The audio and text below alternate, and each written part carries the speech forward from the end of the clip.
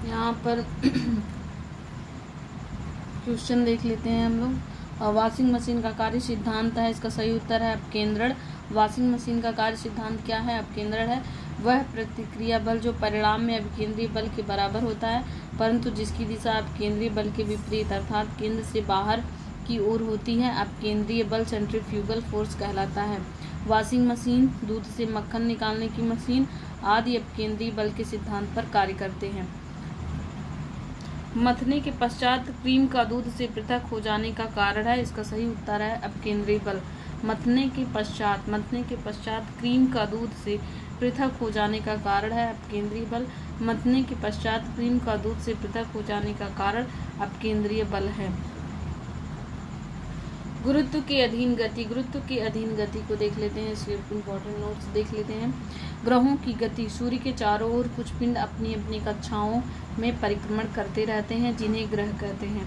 किसी ग्रह के चारों ओर परिक्रमा करते पिंडों को उस ग्रह का उपग्रह कहा जाता है। पृथ्वी का एक तथा मंगल के दो उपग्रह। पृथ्वी का उपग्रह कौन सा है? चंद्रमा है, और मंगल के दो उपग्रह हैं। ग्रहों की गति संबंधी केपलर के नियम। जर्मन खगोल शास्त्री जोहानेस केपलर ने सूर्य के चारों ओर ग्रहों की गति के संबंध में निम्न 3 नियम प्रतिपादित किए। प्रथम नियम है, केपलर का 3 नियम है। पहला नियम है, सभी ग्रह सूर्य के चारों ओर दीर्घवृत्ताकार कक्षाओं में परिक्रमण करते हैं और तथा सूर्य कक्षाओं के फोकस पर होता है। मतलब कि जो ग्रह होते हैं वो सूर्य के चारों ओर, यहाँ सूर्य है उसके चारों ओर दीर्घवृत्ताकार ऐसे वृत्त रहेगा, दीर्घवृत्ताकार कक्षा में चक्कर लगाते हैं, और जो सूर्य होता है बीच में फोकस में रहता है, उसके चारों तरफ दीर्घवृत्ताकार कक्षाओं में फोकस लगा कक्षाओं में चक्कर परिक्रमण करते हैं तथा सूर्य कक्षाओं के फोकस पर होता है। द्वितीय नियम, सूर्य से किसी ग्रह को मिलाने वाली रेखा समान समयांतराल में समान क्षेत्रफल पार करती है। तो जैसे यहाँ पे है सन है, उसके चारों तरफ दीर्घवृत्ताकार कक्षा है, तो फिर यहाँ जो कोई मान लीजिए यहाँ ग्रह है और यहाँ सूर्य दीर्घवृत्ताकार कक्षा में, तो इसका जो समान समयांतराल में समान क्षेत्रफल पार करती है। सूर्य से किसी ग्रह को मिलाने वाली रेखा समान समयांतराल में समान क्षेत्रफल पार करती है। फिर द्वितीय नियम यह स्पष्ट करता है कि जब ग्रह सूर्य से दूरस्थ होता है तो उसकी चाल न्यूनतम प्रतीत होती है, तथा जब वह सूर्य के समीपस्थ होता है तो उसकी चाल अधिकतम होती है। मतलब कि ऐसे दीर्घवृत्ताकार कक्षा है, यहाँ बीच में सूर्य के जो इस तरफ है, इस तरफ पड़ेंगे, उनकी जो है चाल ज़्यादा होगी क्योंकि सूर्य के निकटतम है, और जो दूर होंगी वहाँ पे फोर्सेस नहीं ज़्यादा लग पाती है, तो इसलिए उनकी जो चाल होगी वो न्यूनतम होगी, और जो पास में होंगी उनकी चाल अधिकतम होगी। तीसरा नियम है, किसी ग्रह के परिक्रमण काल का वर्ग उसकी दीर्घवृत्ताकार कक्षा के अर्ध दीर्घ अक्ष सेमी मेजर एक्सिस के तृतीय घात के अनुक्रमानुपाती होता है।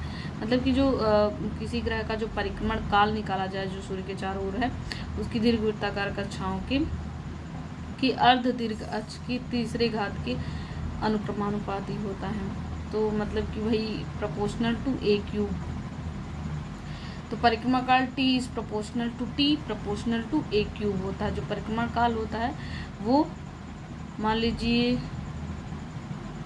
अर्ध दीर्घीय अक्ष की तृतीय घात के अनुक्रमानुपाती होता है। मान लीजिए जो अर्ध दीर्घीय अक्ष है उसका जो है A है, तो उसका तृतीय घात ए क्यूब हो गया। तो T परिक्रमण काल T is proportional to A cube, ये तीसरा नियम है। अब न्यूटन का गुरुत्वाकर्षण का नियम देख लेते हैं। न्यूटन का गुरुत्वाकर्षण का नियम। न्यूटन का मत था कि इस विश्व में प्रत्येक पिंड प्रत्येक दूसरे पिंड को एक बल द्वारा अपनी ओर आकर्षित करता है। इस सर्वव्यापी आकर्षण बल को गुरुत्वाकर्षण बल कहते हैं। इस आधार पर न्यूटन ने गुरुत्वाकर्षण संबंधी निम्न नियम प्रतिपादित किए। पहला है, दो पिंडों के मध्य लगने वाले आकर्षण बल का परिमाण दोनों पिंडों के द्रव्यमानों के गुणनफल के अनुक्रमानुपाती तथा उनकी बीच की दूरी के व्युत्क्रमानुपाती होता है।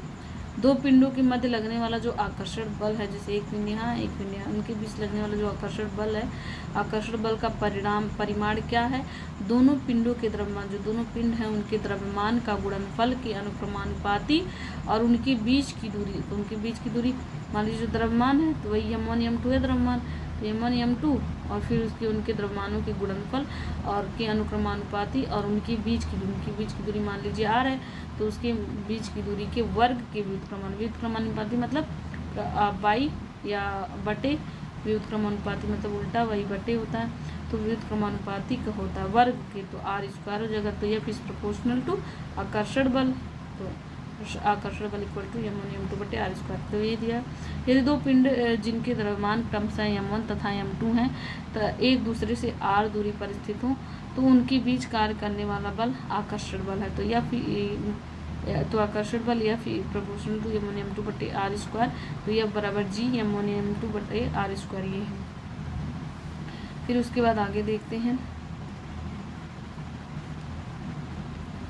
जहाँ जी अनुक्रमानुपाती स्थिरांक है जिसे न्यूटन का गुरुत्वाकर्षण स्थिरांक कहते हैं। यदि बल न्यूटन में, दूरी r में तथा द्रव्यमान m1 m2 किलोग्राम में हो तो जी का मात्रक होता है। जी का मात्रक क्या होगा यहाँ पे, न्यूटन मीटर स्क्वायर, न्यूटन यहाँ जी का equal to newton metre square प्रति KG square, newton metre square प्रति केजी स्क्वायर। जी का मात्रक न्यूटन मीटर स्क्वायर प्रति केजी स्क्वायर होगा। प्रयोगों द्वारा जी का मान ये पूछा जाता है, जी का मान कितना होता है 6.67 × 10⁻⁻11 -11 है, ये ध्यान रखना 6.67 × 10⁻⁻11 न्यूटन मीटर स्क्वायर प्रति KG square, newton metre square प्रति KG square, newton metre square. यहाँ आर यहाँ चला जाएगा तो ये न्यूटन मीटर स्क्वायर बटे केजी स्क्वायर। ये जी का मान अगर निकालना है तो जी को यहीं रहने देंगे और आर को जाएगा यहाँ मल्टीप्लाई हो जाएगा, यानी m1 m2 बटे हो जाएगा। तो यहाँ ये एफ r² बटे m1 m2, तो एफ का न्यूटन मीटर स्क्वायर हो गया बटे m1 m2 का तो किलोग्राम स्क्वायर ज्ञात किया गया है। गुरुत्व एवं पृथ्वी का गुरुत्वीय त्वरण। गुरुत्व वह आकर्षण बल है जिससे पृथ्वी किसी वस्तु को अपने केंद्र की ओर खींचती है। स्पष्ट है कि गुरुत्वाकर्षण का एक विशिष्ट उदाहरण है। गुरुत्वाकर्षण का उदाहरण क्या है, गुरुत्व है। जब कोई वस्तु मुक्त रूप से फेंकी या छोड़ी जाती है तो वह पृथ्वी के गुरुत्व के कारण पृथ्वी की ओर गिरने लगती है तथा उसकी गिरने का वेग बराबर बढ़ता रहता है। जब जैसे जैसे गिरती है नीचे उसका वेग बढ़ता रहता है, अतः उसकी गति में त्वरण उत्पन्न हो जाता है। इसी त्वरण को पृथ्वी का गुरुत्वीय त्वरण कहते हैं। इसे जी से प्रदर्शित करते हैं। गुरुत्वीय त्वरण का मात्रक मीटर पर सेकंड स्क्वायर होता है। जी तथा जी में संबंध। पृथ्वी का गुरुत्वीय त्वरण g equal to G M E बटे r² जी गुरुत्वाकर्षण स्थिरांक है, एम ई पृथ्वी का द्रव्यमान है, r ई पृथ्वी की त्रिज्या है। स्पष्ट है कि जी का मान वस्तु के द्रव्यमान पर निर्भर नहीं करता। तो जो जी है इसका मान जो है द्रव्यमान पर निर्भर नहीं करता। अतः यदि भिन्न भिन्न द्रव्यमानों की दो वस्तुएं मुक्त रूप से वायु की अनुपस्थिति में ऊपर से गिराई जाएं तो उनमें समान त्वरण उत्पन्न होगा। अगर भिन्न भिन्न द्रव्यमान की दो वस्तुएं वायु की अनुपस्थिति में ऊपर से गिराई जा रही हैं तो दोनों में समान त्वरण उत्पन्न होगा, ये याद रखना है। यदि वे एक ही ऊंचाई से गिराई गई हैं तो एक ही साथ पृथ्वी पर पहुंचेंगी। हालांकि वायु की उपस्थिति में उत्प्लावक प्रभाव या श्यानकर्षण के कारण वस्तुओं के त्वरण भिन्न भिन्न होंगे। यहाँ पे देखेंगे कि जब वायु की अनुपस्थिति है तो वे दोनों एक साथ गिरेंगे, लेकिन अगर वायु है तो उत्प्लावन का प्रभाव और श्यानकर्षण के कारण वस्तुओं के त्वरण भिन्न भिन्न होंगे। इस दशा में जो भारी वस्तु है पहले पहुंचेगी, पृथ्वी पर पहले पहुंचेगी, और जो हल्की वस्तु है बाद में पहुंचेगी। पृथ्वी के गुरुत्वीय त्वरण जी का मान पृथ्वी तल पर विभिन्न स्थानों पर भिन्न भिन्न होता है। पृथ्वी के गुरुत्वीय त्वरण जी का मान, जो पृथ्वी का गुरुत्वीय त्वरण जी है उसका मान पृथ्वी तल पर विभिन्न स्थानों पर भिन्न भिन्न होता है। पृथ्वी तल से ऊपर तथा नीचे अथवा नीचे जाने पर भी जी के मान में परिवर्तन होता है। पृथ्वी तल से ऊपर जाने पर और नीचे जाने पर, अगर ऐसे पृथ्वी तल है, ये मान लीजिए पृथ्वी तल से यहाँ पे ये है तल, इससे ऊपर जाने पर और इससे नीचे जाने पर जी के मान में परिवर्तन होता है। पृथ्वी तल पर जी का मान विषुवत रेखा पर सबसे कम होता है और ध्रुवों पर सबसे ज़्यादा होता है। तो ये ध्यान दे रखने वाली की बात है कि जो जी का मान है विषुवत रेखा पर, जो ये विषुवत रेखा यहाँ पे है 0 डिग्री क्वार्टर, तो विषुवत रेखा पर जी का मान सबसे कम होता है और ध्रुवों पर यहाँ पे जी का मान सबसे ज़्यादा होता है। तो जी का मान जी यहाँ नॉर्थ पोल साउथ पोल पे ज़्यादा होता है और इक्वेटर पे कम होता है, सबसे कम होता है। सबसे ज़्यादा ध्रुवों पर होता है, यहाँ नॉर्थ पोल साउथ पोल पर होता है, सबसे कम विषुवत रेखा पर होता है। फिर उसके बाद जो है यहाँ पे देख लेते हैं, यदि उपग्रह का कक्षीय जाल देख लेते हैं। जब कोई उपग्रह पृथ्वी के चारों ओर वृत्तीय कक्षा में परिक्रमण करता है तो उस पर एक अभिकेंद्र बल कार्य करता है। अभिकेंद्र बल जैसे यहाँ पे ये है चक्कर लगा रहा है, तो ये जो है इसके अंदर एक अभिकेंद्र बल का कार्य करता है। यह बल पृथ्वी द्वारा उपग्रह पर लगाया गया, यह बल जो पृथ्वी द्वारा है ये उपग्रह द्वारा लगाया गया गुरुत्वाकर्षण बल है। और ये जो है ऐसे चक्कर लगा रहा है, ये उसका वेग है जिस वेग से ये चक्कर स्पीड से चक्कर लगा रहा है। और ये इसकी त्रिज्या है, ये इसकी त्रिज्या है, ये आर यहाँ से उस ग्रह पृथ्वी के बीच की दूरी है, यम है ये जो पृथ्वी का द्रव्यमान है। यदि यम द्रव्यमान का एक उपग्रह, यम द्रव्यमान का ये उपग्रह है, पृथ्वी के चारों ओर आर त्रिज्या, जो पृथ्वी है उसके चारों ओर आर त्रिज्या, यहाँ से लेकर यहाँ तक ये त्रिज्या, आर त्रिज्या की वृत्तीय कक्षा में वीओ चाल से, वीओ चाल है, चाल से परिक्रमण कर रहा है, तो उपग्रह का अभिकेंद्र बल, तो अभिकेंद्र बल या बराबर यम वी, यम होगा वी होगा यम वी स्क्वायर बटे 2। तो अभिकेंद्र बल क्या होगा, जो अंदर लगेगा यहाँ से, जो अर्थ अपनी तरफ से खींचती है, जो बल पृथ्वी द्वारा लगाया जाता है वही है अभिकेंद्रीय बल। तो यहाँ से जो पृथ्वी खींचेगी इसे अपनी तरफ, तो अर्थ द्वारा लगाया गया बल क्या है, अभिकेंद्र बल है। तो ये अभिकेंद्र बल क्या होगा, बल बराबर यम वी स्क्वायर बटे 2 होगा। चूँकि गुरुत्वाकर्षण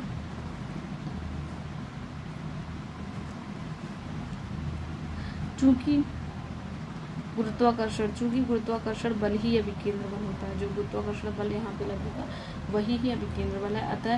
अतः जीएमई जो गुरुत्वाकर्षण, क्योंकि पृथ्वी गुरुत्वाकर्षण लगा रही है ना, तो वही अभिकेंद्र बल भी होगा, वही बराबर होंगे दोनों, गुरुत्वाकर्षण बल अभिकेंद्र बल दोनों बराबर होंगे। तो जी एम ई एम बटे आर स्क्वायर जो अभी ऊपर देखें, और अभिकेंद्र बल M V square upon R, ये दोनों बराबर कर देंगे।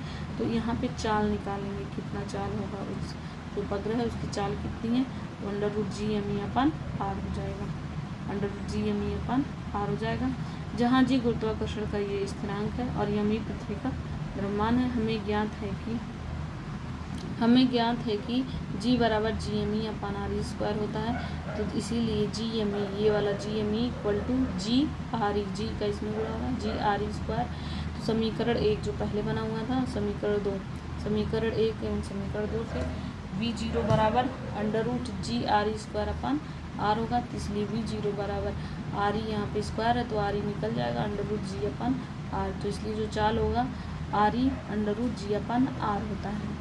तो उपग्रह की जो चाल कितनी होगी, R E under root G upon R. पलायन वेग देख लेते हैं क्या है। पलायन वेग एस्केप वेलोसिटी, ये पूछता है एग्जाम में। सामान्यतः यदि हम किसी पिंड को ऊपर की ओर फेंकते हैं तो वह पिंड कुछ ऊंचाई पर जाकर पुनः पृथ्वी के गुरुत्वाकर्षण के कारण लौट आता है। मतलब कि किसी पिंड को ऊपर फेंके, लेकिन जो पृथ्वी का गुरुत्वाकर्षण की वजह से वो वापस लौट आता है। लेकिन पलायन वेग वह न्यूनतम वेग है जिससे किसी पिंड को ऊर्ध्वाधर ऊपर की ओर फेंकने पर वह पृथ्वी के गुरुत्वीय क्षेत्र से बाहर निकल जाता है और पृथ्वी पर कभी वापस नहीं लौटता है।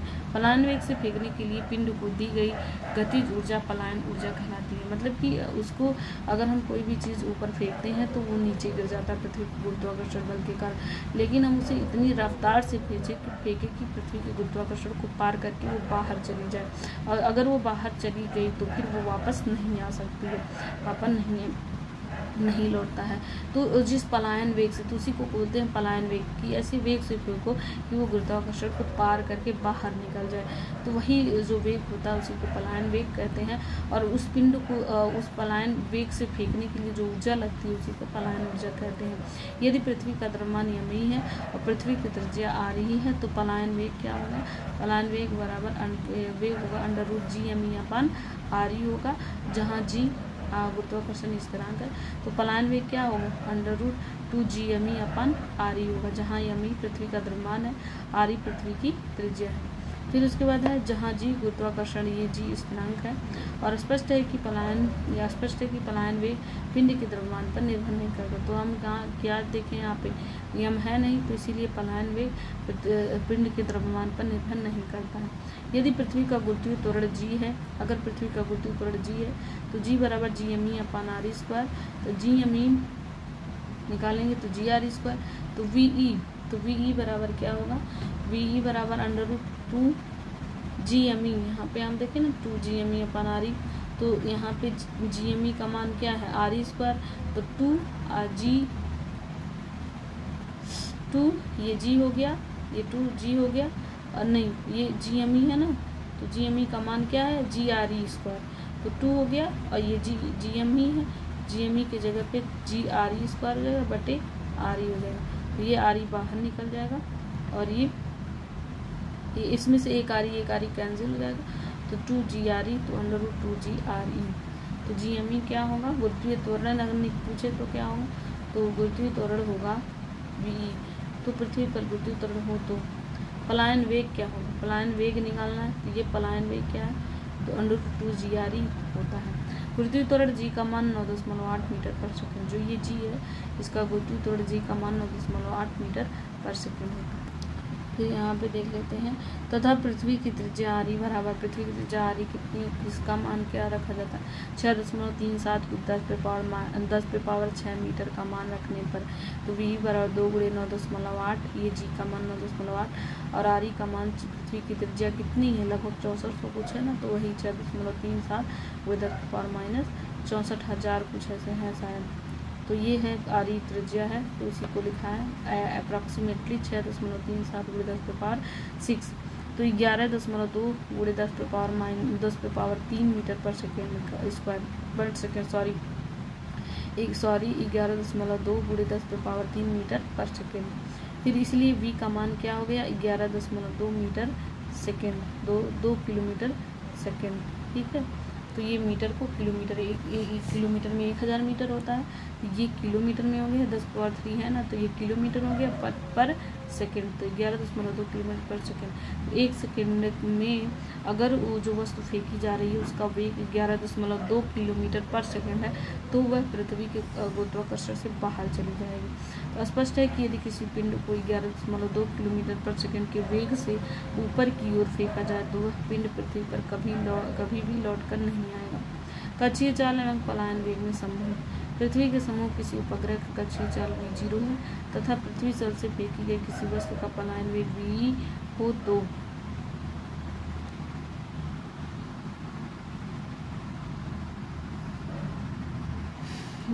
तो VE equal to √2 V0, VE equal to √2 V0। स्पष्ट है कि यदि पृथ्वी के समीप चक्कर काटते किसी उपग्रह की कक्षीय चाल किसी कारणवश बढ़कर √2 गुनी हो जाए तो वह उपग्रह अपनी कक्षा को छोड़कर पलायन कर जाएगा। अगर किसी कारणवश उपग्रह का जो कक्षीय चाल है वो √2 गुनी हो जाए, बढ़कर √2 गुनी हो जाए, तो वह उपग्रह अपनी कक्षा को छोड़कर पलायन कर जाएगा। सरल आवर्त गति को देख लेते हैं, सिंपल पीरियोडिक मोशन देख लेते हैं। जब कोई कण अपनी माध्य स्थिति के दोनों ओर सरल रेखा में दोलन गति करता है तो उस गति को सरल आवर्त गति कहते हैं। स्प्रिंग से लटके किसी पिंड का दोलन तथा किसी सरल लोलक का दोलन आदि सरल आवर्त गति के उदाहरण है। जैसे कि यहाँ पे एक ऐसे हम डोरी लटका देते हैं और उसमें एक पिंड बांध देते हैं गोल लट्टू जैसा, और फिर उसके बाद एक बार उसे एक तरफ ले जाके छोड़ देते हैं, तो क्या हम देखते हैं यहाँ से जो पिंड ऐसे लटका हुआ है एक बार यहाँ जाएगा, फिर यहाँ आएगा, फिर इधर जाएगा, फिर यहाँ आएगा, फिर इधर जाएगा, फिर यहाँ आएगा, फिर इधर जाएगा, फिर यहाँ आएगा, फिर ऐसे जाएगा तब तक जब तक कि धीरे धीरे धीरे धीरे करते करते यहाँ पे रुक नहीं जाता है। तो वही है यहाँ पे है कि अपने माध्य स्थिति जो बीच में क्या है माध्य स्थिति की दोनों तरफ, एक इस तरफ फिर एक इस तरफ, दोनों तरफ सरल रेखा में दोलन गति करता है, तो उसी ऐसी गति को क्या कहते हैं सरल आवर्त गति कहते हैं। स्प्रिंग से लटके किसी पिंड का दोलन, किसी सरल लोलक का दोलन आदि, पेंडुलम सिंपल पेंडुलम का दोलन आदि सरल आवर्त गति के उदाहरण। जैसे घड़ी में जो नीचे ऐसे लटका रहता है, घड़ी ऐसे ऐसे घूमती रहती है, वही है समझ लीजिए सरल आवर्त गति, वही है लोलक दोलन आदि। सरल लोलक क्या है? यदि लंबाई में न बढ़ने वाली ऐंठन रहित भारहीन डोरी के एक सिरे पर पदार्थ के अत्यंत सूक्ष्म किंतु भारी कण को लटकाकर डोरी के दूसरे सिरे को घर्षण रहित दृढ़ आधार से बांध दे तो इस प्रकार बना हुआ निकाय सरल लोलक कहलाता है। जो अभी बताए हैं, जो ये यहाँ पे लटका करके एक तरफ ले जाके छोड़ दिए तो ये क्या सरल लोलक कहलाता है। फिर प्रयोगशाला में धातु के किसी ठोस गोले को एक हल्के एवं पतले धागे से बांधकर किसी दृढ़ आधार से लटका देते हैं, यही व्यवहारिक सरल लोलक है। यही है सरल लोलक। धातु के गोले को लोलक कहते हैं। पतले धागे से बांधकर किसी दृढ़ आधार से लटका देते हैं, यही व्यवहारिक सरल लोलक है। धातु के गोले को लोलक कहते हैं। बॉब भी बॉब कहते हैं। तो जो धातु का गोले होते हैं उन्हें जो है गोलक कहते हैं। धातु के जो गोले होते हैं उन्हें गोलक कहते हैं, बॉब कहते हैं। तथा निलंबन बिंदु पॉइंट ऑफ सस्पेंशन से गोलक के गुरुत्व केंद्र तक की दूरी को प्रभावी लंबाई इफेक्टिव लेंथ कहते हैं। तो जो गोलक होता है, जो गोला होता है उसको क्या कहते हैं? बॉब गोलक कहते हैं। और निलंबन बिंदु पॉइंट ऑफ सस्पेंशन से गोले के गुरुत्व केंद्र तक की दूरी को, जो गुरुत्व केंद्र है यहाँ बीच वाले की दूरी को क्या कहते हैं? प्रभावी लंबाई कहते हैं। सरल लोलक का आवर्तकाल देख लेते हैं। ये क्वेश्चन पूछा जाता है, ये सूत्र पर आधारित क्वेश्चन आते हैं। तो सरल लोलक, किसी सरल लोलक का आवर्तकाल निम्न सूत्र द्वारा प्रदर्शित किया जाता है। तो सरल लोलक का आवर्तकाल क्या होता है? T = 2π√L/g। T = 2π√L/g। तो यल क्या है? जो ऐसे रस्सी से बंधी हुई उस रस्सी की जो लंबाई है वही है यल, और जी है गुरुत्वीय त्वरण, वही है सरल लोलक की प्रभावी लंबाई। ऐसे जैसे यहाँ से खूंटी है, यहाँ पे खूंटी से ऐसे बांधा हुआ है और यहाँ पे, तो ये जो लंबाई है वही है सरल लोलक की लंबाई, और जी है गुरुत्वीय त्वरण, अंडरवुड कर देंगे वही। फिर स्पष्ट है कि लोलक का आवर्तकाल गोलक के द्रव्यमान पर निर्भर नहीं करता। तो लोलक का जो ऐसे आवर्तकाल करता है, यहाँ जाता है यहाँ, तो ये जो है जो गोलक है उसके द्रव्यमान पर निर्भर नहीं करता है। लोलक का आवर्तकाल यहाँ पे देख रहे हैं, नियम है ही नहीं तो कहाँ द्रव्यमान पर निर्भर करेगा। तो जब यहाँ पे यम नहीं है तो इसके द्रव्यमान पर निर्भर नहीं करता है। लोलक का आवर्तकाल T, लोलक की प्रभावी लंबाई L, लोलक का आवर्तकाल T, लोलक की प्रभावी लंबाई L ये वर्गमूल के अनुक्रमानुपाती होता है। इसकी प्रभावी लंबाई L के जो वर्गमूल है इसके अनुक्रमानुपाती होता है। जो T है उसकी लंबाई के वर्गमूल के अनुक्रमानुपाती होता है। यदि लोलक की प्रभावी लंबाई बढ़ाकर 4 गुनी कर दें तो आवर्तकाल दोगुना हो जाएगा। जैसे कि क्यों इसको दुगुनी कह रहा है? अगर हम इसमें अंडर से बाहर निकालेंगे, T के बराबर करना चाहें तो ये √L/g है, लेकिन L को हम बाहर निकालना चाहें तो L² के रूप में ये बाहर निकलेगा। तो इसीलिए जो आवर्तकाल है, लोलक का जो आवर्तकाल है वो लंबाई की स्क्वायर होगा। इसीलिए लोलक का जो आवर्तकाल है वो लोलक की प्रभावी लंबाई के वर्गमूल के अनुपाती होता है। लेकिन अगर लोलक की लंबाई बढ़ाकर 4 गुनी, अगर लोलक की लंबाई बढ़ाकर 4 गुनी कर दी जाए तो यहाँ ये L² है, तो ये इसका 4 गुना कर देंगे तो इसका आधा ये होगा, क्योंकि T बराबर L², T का दुगुना है ना, T का दुगुना है लंबाई। जब इसको बाहर निकालेंगे तो T का दुगुना होगा L²। तो जो है अगर जो है लंबाई को 4 गुना कर देंगे तो T कितना हो जाएगा? 2 गुना हो जाएगा। तो वही कह रहा है कि यदि लोलक की प्रभावी लंबाई बढ़ाकर 4 गुना कर दें तो आवर्तकाल जो है 2 गुना हो जाएगा। लोलक का आवर्तकाल गुरुत्वीय त्वरण g के वर्गमूल के व्युत्क्रमानुपाती होता है। ये भी वही है, यहाँ अगर इसको बाहर निकालेंगे तो g² होगा, लेकिन कैसे होगा? 1/g² होगा ना, 1/g² होगा। तो इसीलिए जो आवर्तकाल है वो गुरुत्वीय त्वरण के जो गुरुत्वीय त्वरण है, नहीं क्या लिखा हुआ है यहाँ पे, जो गुरुत्वीय त्वरण है, जो लोलक का आवर्तकाल है वो गुरुत्वीय g के वर्गमूल, गुरुत्वीय त्वरण g के वर्गमूल, इसके वर्गमूल के व्युत्क्रमानुपाती होता है। उदाहरण स्वरूप जब किसी लोलक घड़ी को पहाड़ पर अथवा खान पर ले जाया जाता है तो g का मान घटने से इसका आवर्तकाल बढ़ जाता है, अर्थात घड़ी सुस्त हो जाती है। तो ये क्वेश्चन पूछता है कि जब किसी लोलक घड़ी को पहाड़ पर ले जाते हैं या फिर किसी खान पर ले जाते हैं, ऊपर वाले एरिया पे ले जाते हैं, पहाड़ पर ले जाते हैं या खान पर ले जाते हैं, तो जी का मान क्या हो जाता है? घटने लगता है। जब जी का मान घटेगा तो आवर्तकाल क्या हो जाएगा? जी का मान घटने से इसका आवर्तकाल बढ़ जाएगा। जब आवर्तकाल बढ़ जाएगा तो घड़ी क्या हो जाएगी? सुस्त हो जाएगी। मतलब कि ऐसे काफ़ी टाइम लगेगा, आवर्तकाल एक चक्कर लगाने में बहुत टाइम लगेगा। तो इसीलिए जब आवर्तकाल बढ़ जाएगा तो घड़ी कैसी हो जाएगी, सुस्त हो जाएगी। अनंत लंबाई के सरल लोलक का आवर्तकाल 84.6 मीटर होता है, 6 मिनट होता है। तो अनंत लंबाई का अगर कोई सरल लोलक है तो उसका आवर्तकाल कितना होगा, 84.6 मिनट होता है। अनंत नहीं,